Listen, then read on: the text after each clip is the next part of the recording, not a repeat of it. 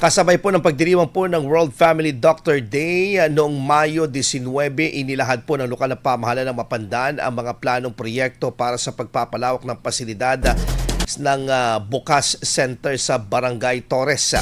Kabilang sa mga nakatakdang proyekto ang pagtatayo ng air-conditioned waiting area at paglalagay ng water station upang mas mapabuti pang serbisyo at maging maginhawa sa mga pasyente at kliyente, partikular na sa residenteng matagal na naghihintay para sa konsultasyon.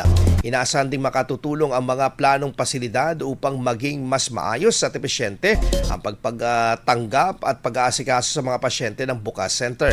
Sa naturang aktibidad, binigyan diin ng mga doktor ang dedikasyon ng family doctors dapat sa patuloy na pagbibigay ng kalidad na serbisyong medikal sa mga pasyente, katuwang lokal na pamahalaan at mga doktor, nurse, consultant at resident doctor at mga kawani ng Bucas Center.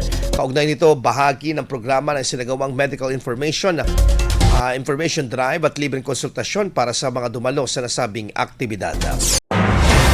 IFM News. IFM News.